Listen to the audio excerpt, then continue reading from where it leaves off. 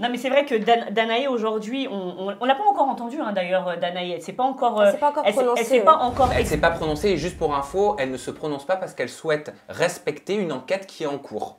Ah, Alors, elle est elle est vraiment en grosse cours aussi, cette hein. enquête ou pas alors? Parce que c'est Magali Berda, je crois que sur le plateau de TPMP, qui laissait sous-entendre qu'il y avait une instruction qui était en cours et Gilles Verdez disait tout l'inverse, qu'il avait enquêté et qu'il n'y avait pas d'instruction. Il a contacté la PJ de Marseille. Absolument. Exactement. Alors, moi je vais rebondir sur une phrase qui a été prononcée par la chroniqueuse de Cyril Hanouna, Géraldine Maillet, sur le plateau de Touche pas à mon poste. Lorsque Magali Berda évoquait plus d'1 million, validé plus d'1 million d'euros de sommes données sur plusieurs années, Géraldine Maillet a dit « Et où est le fisc dans tout ça ?» Je me suis donc mis à investiguer. Et attention, je prends des pincettes. Au moment où je vous parle, j'ai 3 sources qui semblent me confirmer que Carla Moreau serait actuellement et depuis plusieurs semaines en contrôle fiscal.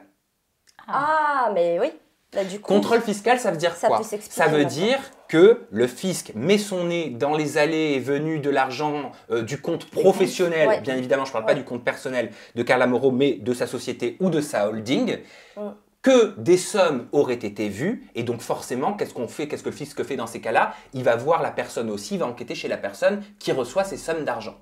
Donc la question qu'on peut soulever, et c'est une vraie supposition, hein, je tiens à le dire, Bien j'y mets sûr. des grosses pincettes, Ok. c'est est-ce qu'il n'y aurait pas un lien de cause à effet entre la justification d'un racket si le contrôle fiscal te dit pourquoi 90 000 euros, pourquoi 80 000, pourquoi 50 000? Ce que tu veux dire, en fait, ce serait que Carla, en fait, aurait été pincée par le... Aurait été, hein, je dis bien au conditionnel, pincée par le fisc, parce que sur plusieurs années, elle a dépensé plus d'1 300 000 euros sur le compte donc, de sa société à une tierce personne. Ça s'appelle de l'abus de biens sociaux, hein, il me semble. L'abus de biens sociaux, exactement. C'est quand les fonds de la société sont détournés pour d'autres services. Ce qui est illégal. Donc, à partir de ce moment-là, oui, elle peut justifier du coup le fait que cet argent a été déplacé par du racket par rapport au fisc. Peut-être qu'aussi elle veut se couvrir. Tout à fait.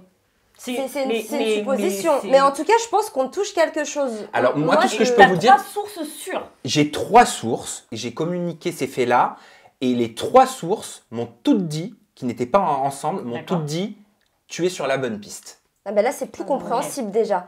Parce qu'il y avait J'arrive à aussi, comprendre. il y avait aussi cette histoire qui, il y a un mois, justement, Magali Berda en a parlé, que Carla Moreau en avait parlé, qu'elle se faisait, entre guillemets, racketter. Et elle en a parlé il y a un mois déjà auparavant. Est-ce que ça coïncide? Elle en a parlé, mais elle n'a pas porté plainte. Elle n'a pas porté plainte. Seulement Ouais, voilà. samedi dernier, Tout à fait. après que l'affaire Oui, mais est sortie vendredi. Oui, mais Pourquoi de ne pas l'avoir fait plus tôt? cette C'est ça histoire que je d'un me pose mois, comme elle en a question. parlé il y a un mois. Est-ce que ça ne coïncide pas justement avec Avec le démarrage avec- d'une enquête du fisc, et encore une fois, on y met des grandes suppositions, des grandes précautions. On commence Voilà. quand même à regrouper quelques petites choses Voilà, moi, intéressantes. tout ce que je je Ah ouais, dis- parce que c'est pas normal d'envoyer autant d'argent et de ne pas se faire contrôler. Mais là, on comprend. Bah, c'est pour ça que la comprend réflexion mieux, de ouais. Géraldine Maillet sur le plateau de TPMP m'a quelque part mis sur cette piste-là, et j'ai enquêté sur cette piste-là. J'ai posé la question aussi à Kevin, hein, j'ai été très transparent. Ce matin même, très tôt, j'ai D'accord. envoyé un message sur WhatsApp disant Ouais. que j'avais un certain élément probant et que je souhaitais leur demander de m'affirmer ou de m'infirmer l'information.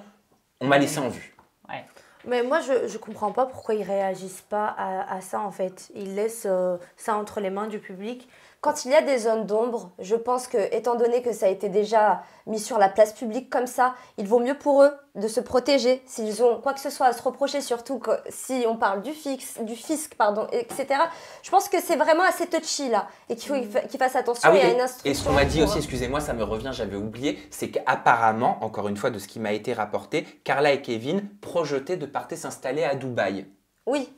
Ah bah, moi Voilà. aussi j'ai entendu parler de ça Mais je me également. souviens d'un dossier qu'on Caroline avait fait, Receveur. Caroline Receveur, qui après son enquête du fisc, Tout à fait. l'appel qu'elle a fait, qui a été rejeté, est partie vivre à Dubaï, et on le sait que c'est un pays dans lequel il n'y a pas d'imposition sur les revenus, ni sur la fortune personnelle. Et est-ce qu'on peut juste préciser quand même que pour tout type de racket, extorsion, etc., quand même la peine encourue, c'est quand même 7 ans d'emprisonnement et 100 000 euros d'amende. Ouf.